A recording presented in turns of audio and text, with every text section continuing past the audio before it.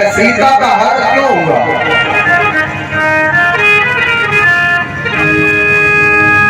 सीता का हरण क्यों हुआ? मेरी माताएं विशेष तौर से ध्यान देंगी, सामाजिक बात है। मामा मारी सोने का अमृत बन के जिस समय निकला,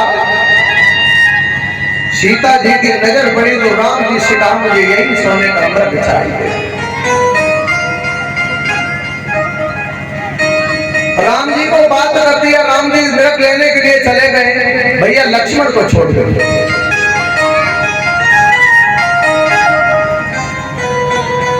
मामा अमृत ने राम की आवाज में आप जाकर के जंगल में आवाज लगी, लक्ष्मण बचाओ, लक्ष्मण बचाओ। जानकी के कान में आवाज पहुंची, लक्ष्मण से कहा लक्ष्मण जाओ, तुम्हारे भैया राम संकट में है। लक्ष्मण ने कहा हे मां सीते, मेरे भाई को कोई संकट नहीं दे सकता, मेरे भाई का संकट नहीं हो सकता। सीता ने हजार खरी खोटी लक्ष्मण को सुनाई तो लक्ष्मण ने जाने से पहले एक रेखा खींच दी है। कहा हे मां, मैं तो जा रहा हूं पर आपको इस रेखा को पार नहीं करना है। लक्ष्मण चले गए। रावण या भिक्षुक बनकर के आया, आवाज लगाई माताम भिक्षाम देही। भिक्षा लेकर सीता जी आए तो लक्ष्मण रेखा से पीछे रहे। रावण ने कहा अगर भिक्षा देनी है तो इस रेखा को पार करो। मेरी माताओं, मेरी बात ध्यान से सुनना, हमारे बुजुर्गों, ये हर व्यक्ति मेरी बात जहाँ चार माताएं बैठी उनके बीच में जरूर आप सुनाएंगे। ये कौन सी रेखा है जो लक्ष्मण ने खींची है? ये कुल की रेखा है, ये मर्यादा की रेखा है, ये तुम्हारे सत्य तो तुम्हारे धर्म की रेखा है।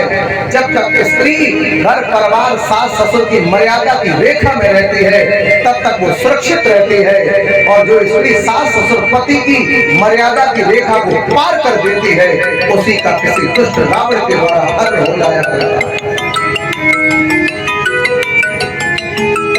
जब तक आप अपने पति के, अपने सास ससुर परिवार की मर्यादा में रहेंगी तब तक आपके शरीर से कोई हाथ लगाने वाला पैदा नहीं हुआ है। तो आपने अपने पति, सास ससुर, परिवार की मर्यादा की रेखा को आपने पार कर दिया और आप बाहर निकल गई तो आपका निश्चित जीवन में हरण हो जाता है। लक्ष्मण समझा करके गए।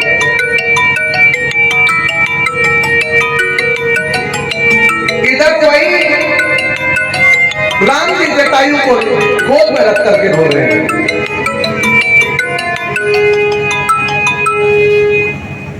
राम ने इशारा किया भैया लक्ष्मण देख लो, दुनिया में इंसान इंसान के काम नहीं आता है, और एक जटायु पक्षी होने के बाद जिसने कितना बड़ा मानवता का काम किया है।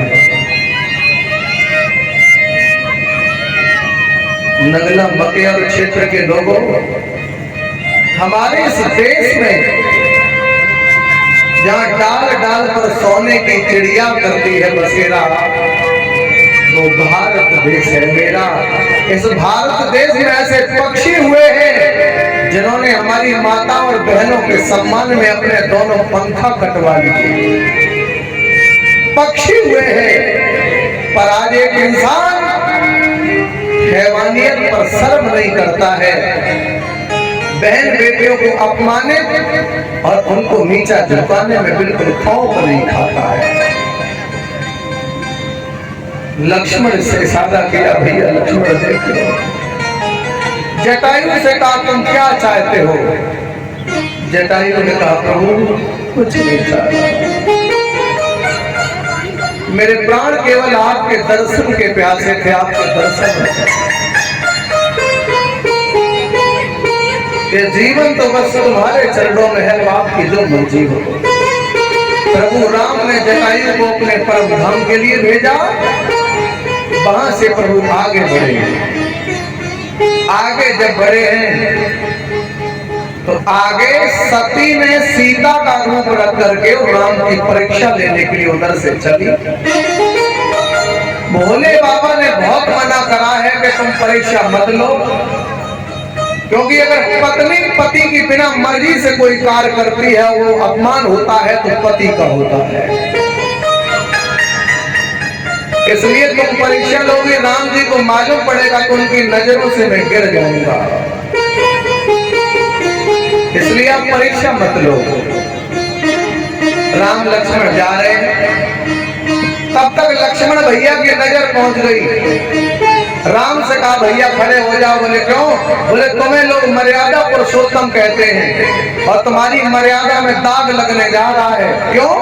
बोले आगे जो हमारी माँ है उन्होंने पत्नी का रूप धारण किया है, तुम्हारी आंखों में कलंक लग जाएगा, कलंक। एक बात मैं यहाँ और बताना चाहता हूँ, मेरी माताओं कान खोल के सुन लो। आप भी अपने लड़का को कलंक से बचाना चाहती हो तो कभी भी बहू की उतरी हुई साड़ी सास को नहीं पहनना चाहिए, कभी भी। कान खोल के सुन लेना, बहू की उतरी हुई साड़ी सास को कभी नहीं पहनना चाहिए। क्यों नहीं पहनना चाहिए? वही साड़ी तुम्हारी पत्नी रोज पहनती रही, तुम जब आए तुम्हारी नजर पड़ी तो बोले हमारी मैडम हमारी पत्नी है,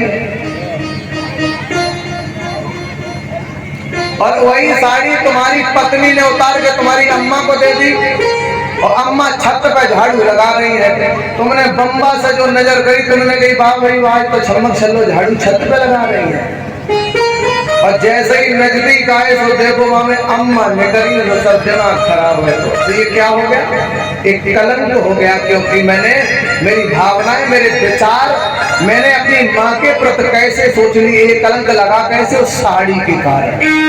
इसलिए कभी भी बहू की उतरी साड़ी सास को नहीं पहनना चाहिए, चाहे 100 रुपए की पैसे से अलग से लेके पहन लेना, पर बहू की उतरी हुई नहीं पहनना चाहिए। और मेरी बहुओं से भी निवेदन है कि सास को इतना मत झुकाओ कि अपने उतरी हुई उतरन अपनी सास को पहना रहे हो तो तुम ये क्या सास का सम्मान कर रही हो?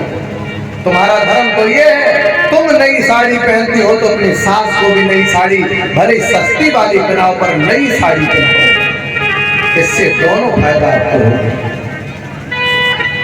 लक्ष्मण ने जिस समय देख लिया उसी समय लक्ष्मण यहाँ से आगे चले।